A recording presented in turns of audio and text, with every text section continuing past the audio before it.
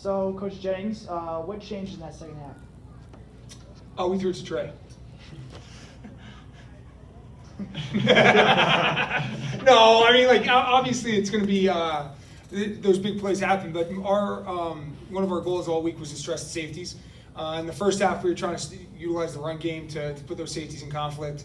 And we had some marked success, right, but couldn't sustain a drive, shot ourselves in the foot a couple times on offense. And so in the second half, we felt pretty confident, and it was part of the game plan to try to pound the rock a little bit, see if we can't get the ground game going a little bit more than maybe we've had. But they did a good job of trying to bottle up our running backs, allowed Kobe to get some yards on the edge. But so once we got in the second half, we knew we were going to get some single coverage. It was time to go air Trey, and Trey didn't disappoint. How do the two halves compare in your eyes, and what does it say about the team? We, as a team, do need to do a better job of brushing off negative plays, negative quarters, negative drives. And sometimes I think we have such high expectations for ourselves, which is awesome. You want high expectations, right? But sometimes I think we have such high expectations that anything less than perfection almost puts us into a little bit of a funk. And we've got to continue to understand that failure is just an opportunity to go and get better. And I think at halftime, there was a couple come to Jesus moments in both on the offensive side and the defensive side and special teams, where it was just put a smile on their face and go have fun, because playing college football is an awesome thing to be doing. And they did it. And I mean, obviously the defense played lights out, and offense and special teams really had a great second half. And then Trey, what was the point of the game where the offense clicked?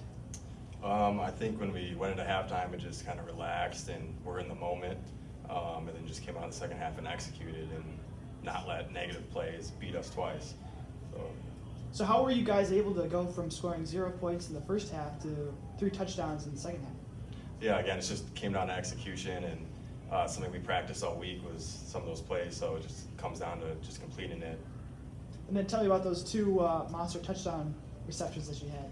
Yeah, so it's just like, again, just something that we practiced. You know, safety flew down and corner was one-on-one, and it's just something me and Kobe have repped 1,000 times, just throwing a deep ball. So. And then Carson, what changed with the defense in the second half? Defensively, we didn't really change much. We had a good game plan going in, so second half we rallied with each other and came out with a W. How are you guys able to disrupt that stout offense that did pretty darn well in the first half? So we established the run game. We were holding it there, and then they started passing the ball a little bit, and our D-line was able to get into the backfield a little later in the game, and we were able to get some stops. That's all the questions that I have. Carson, you had a good, we're going to look back a little last week. You had led the team in tackles last week at Whitewater in a very tough game. Had a good defensive game this week. What is it on the defensive line, knowing we play in one of the toughest, if not the toughest, conference in D3, and that the defense every single day is going to have to be on the line at 100%? Mm-hmm.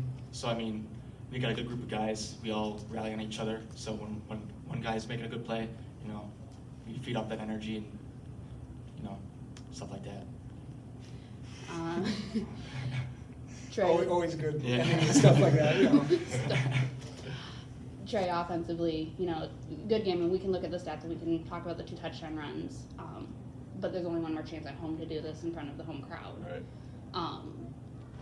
And what is it having, being on the road for two tough games, 2 ranked opponents, and then coming home, and Stouts, receiving votes in this last category, and to have these big games with, we had over 3,000 people here today, and getting those in front of the home crowd. Yeah, it's awesome. It gives us a chance to settle down, not traveling on the road for those away games. So it's nice to be in front of Titan Nation and just kind of settle down and stuff like that. Okay, is that all the questions? Yeah.